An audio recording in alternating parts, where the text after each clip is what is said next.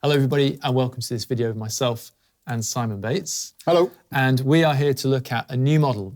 This is the Windcraft WAS-200 and it's available in a variety of finishes. So I've got the black nickel with gold keys in my hand and Simon has the classic lacquer, which is a little paler, shall we say, than the vintage one, which has a sort of amber kind of feel to it.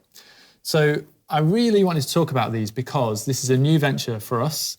Windcraft is our brand that Dorks Music produce. We have a student series called the 100, which has been widely accepted now by teachers and schools and everything else. And we really wanted to come to the market with a upgrade model that didn't break the bank, didn't have to be too flashy particularly in terms of stuff that we didn't think was necessary to help it. We want to keep the price really attractive for people making that first step up. So we'll get into a little bit more of the story in a moment, but maybe Simon, if you can just give us a little blow on the lacquer one.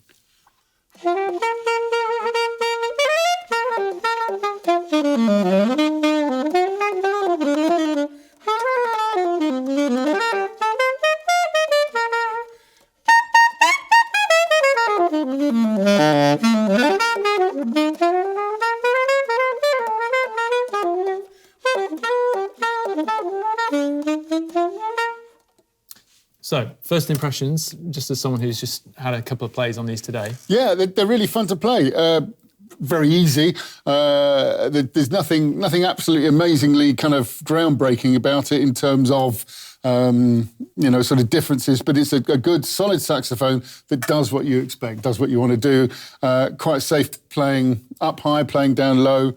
Across the range, it's very even tone, really nice. The intonation is absolutely bang on, which is what you want from an instrument, from any instrument. You don't have to work hard. It just does what you want. Excellent. Well, I mean, that was the idea. But intonation is really important. And sometimes if you get into things like large bells and opening the flare up on the taper of the neck, you can create sometimes a bit more volume or sometimes a bit more depth, but you usually pay for that in terms of the intonation width. Absolutely, what we call kind of the landing zone. So we've tried very much to make an instrument that's very solid throughout. You can play classical, you can play jazz, you can play in a big band, you can play whatever you want to play, without any extras that don't really add anything, and that keeps the price really affordable. So just you mentioned about the layout, because when we do these videos, I throw saxophones at you and you have to make things work, but how does it feel from a comfort point of view? Oh, it feels absolutely fine. Everything's in the right place.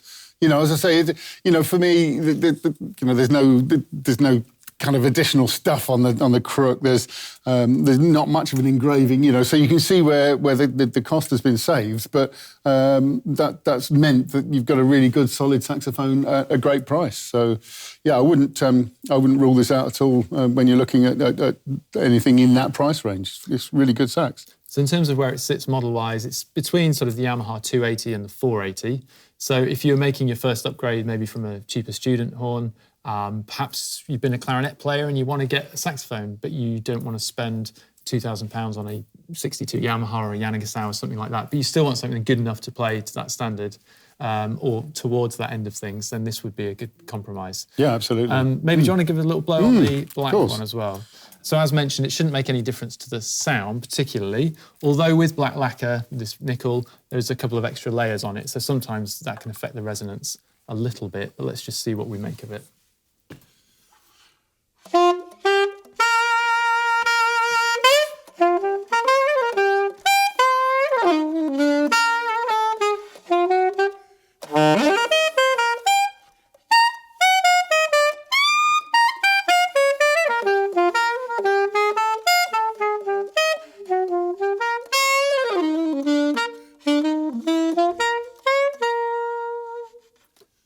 Nice. Any little difference there for you?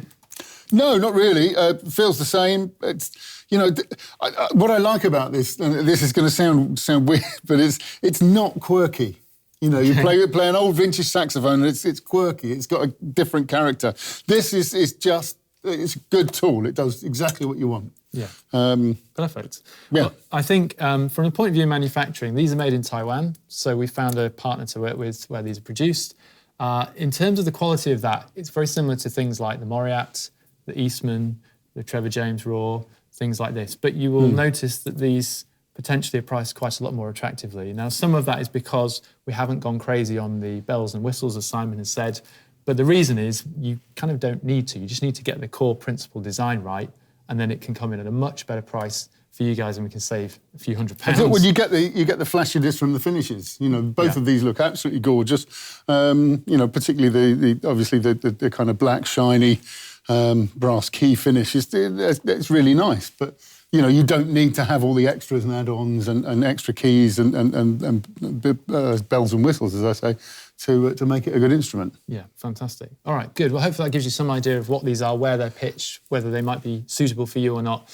And like I say, there's the different finishes, but we also make a soprano in the 200, an alto and a tenor, and we've done a video about those as well. So maybe give us a little bit more, Simon, to blow us out. Okay.